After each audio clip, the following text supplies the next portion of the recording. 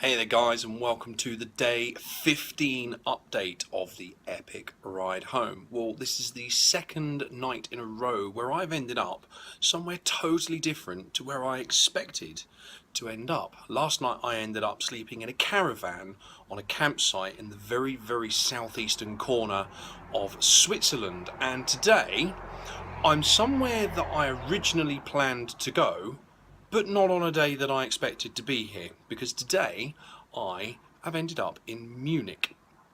And this morning we started our day in the beautiful Alpine region of Switzerland with Phil Tonic, with Felix and with Jens, my three German colleague counterparts. And yeah, the plan was that I was going to end up somewhere in Germany. The fun has ended and it's now time for me to head back to the UK. So various plans were formed and absolutely none of them were executed. We headed north through Switzerland, and I'd previously spoken about my issues with my 4G, with the navigation issues, and the horrific application of the speed limits in Switzerland, which weren't going to do me any favours if I'm trying to make a rush across to northern France. So Phil and I decided we were going to head over towards Germany, and then he was going to head one direction towards Munich, and I was going to head the other direction over towards northern France. And that was all going beautifully to plan until about 20 minutes after we left the campsite, and that's when we first experienced precipitation. It started raining. We got right up into the Alps, we were in the cloud base, and we started getting a tad wet. So out came all of the waterproof clothes, which for my three German counterparts were full oversuits or waterproof Gore-Tex layers in their suitable riding attire.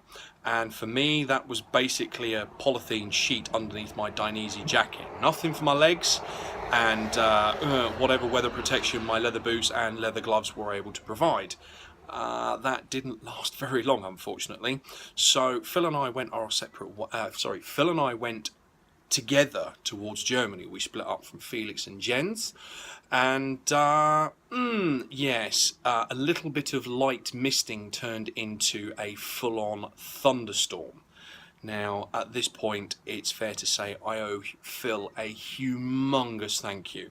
I really do owe him a big thanks, because at that point I am not geared up for dealing with wet weather. I know I have spent many a day moaning on these videos or commenting on Twitter to absolutely no sympathy whatsoever that the extremely hot heat that I've had to deal with has been a tad uncomfortable. What I was kind of hoping for is that we would end up somewhere slightly more pleasant. You know, about 25 degrees, maybe a little bit overcast, but generally fairly warm and dry. I have not brought anywhere near enough gear to be dealing with wet weather. So to end up riding through horrific thunderstorms and dealing with temperatures around about the 10 to 15 degree mark, I've been absolutely soaked through, because it's that horrible rain that finds all the nooks and crannies in supposedly waterproof gear. My leather gloves are completely saturated, all of the water going into my jeans, which again are completely saturated, running down into my boots. So I've ended up with wet hands, wet feet, a wet waist and crotch, and then that has slowly spread its way up through my t-shirt. So I've ended up being completely frozen stiff and completely soaked through. Now, again, I refer back to Phil. I owe him a huge thanks. If it had been down to me, even though I had no 4G, I would have just found myself the nearest hotel, I'd have checked in, be damned with the rest of the day, and I'd have just sacked it off. I really genuinely would have. I was so cold, so wet, in a way that I haven't experienced for many years, since I first got my license back in 2014. And I was riding through a British winter until I took my job in Saudi. It just wasn't pleasant. There is no conceivable amount of specialist gear that can make riding in those conditions pleasant. In addition to that, that is the first time I've ever ridden the Scrambler in the rain too. So it would have been a sensible decision to sack it off there and then. But Phil very generously, not only offered for me to join them on their Alpine ride, not only offered to guide me back into Germany, where I could pick up my 4G signal, sort out my navigation, and then make my own way home, starting to head across northern France. He took pity on the drowning little puppy dog that I was, and he and Red Renna have very kindly offered to put me up for the night at their apartment in Munich. Thank you so much, guys. Mwah. I really appreciate your help and your hospitality. Phil, you are instantly elevated to epic hero status from here on. Seriously, I really do owe you a huge thanks today. You guided me through really crap weather, made sure I was all right. We stopped for coffee when you thought I needed a coffee, not when I thought I could, man up and crack on with it, because I was shivering uncontrollably. It wasn't pleasant. The bike coped admirably well with the conditions. The tyres, not really designed for displacing standing water, which is what we had to deal a lot with today, but the bike coped all right. The only issue that I have broken traction. When I say broken traction, I mean lost drive to the rear wheel a few times today. I forgot to mention in yesterday's video that while waiting for Phil, Jens and Felix, I had to spend about an hour at a garage tinkering to release more adjustment on my clutch.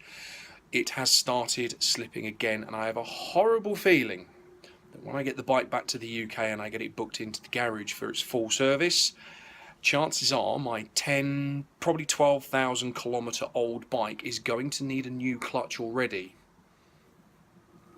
Ain't going to be cheap, I suspect, not at main dealer prices, but on a bike that's only got 12,000 kilometres and is a smidge over 12 months old, we will see what comes of that.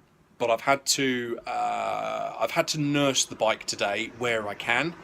Other than that, it's behaving well, and I expect to have no further issues. I've got all the adjustment left on the cable to last me until I get back to the UK, at which point it's going straight into the dealer for the full service and to be looked at. So I was a mess today. The bike was pretty good, and as I say, I am chuffed to hell that I've actually made it as far as Munich. Now, Phil assures me, and as he is a far more experienced rider through Europe, I'm going to take him at his word, that Caen, where I want to end up for the overnight ferry to Portsmouth, is a comfortable 2-day ride away.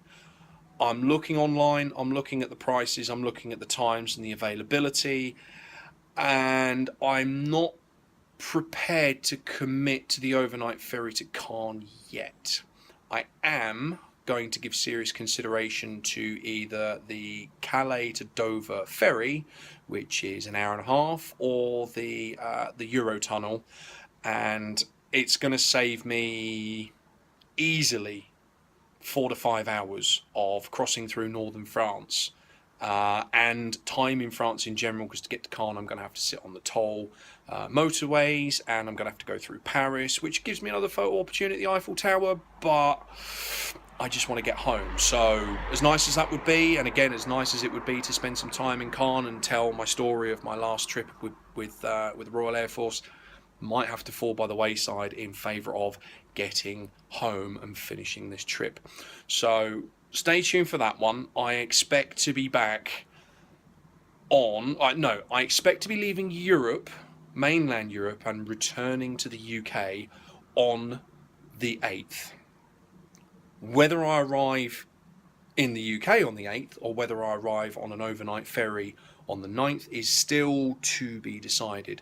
But keep watching the updates, watch this space.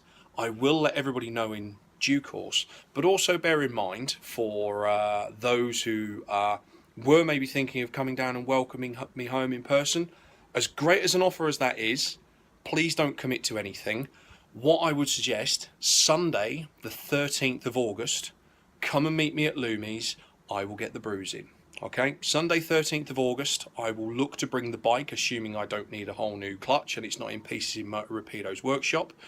I will definitely be attending, hopefully with the Scrambler. and we should have a good giggle. So thank you very much for watching, guys. Thank you for sticking around this long for this update. Apologies that they're going up in bunches at the moment. It depends on 4G or Wi-Fi. And yeah, stay tuned for further updates. Thanks very much, guys. I'm trying to think what the German salutation will be. So, Danke schön.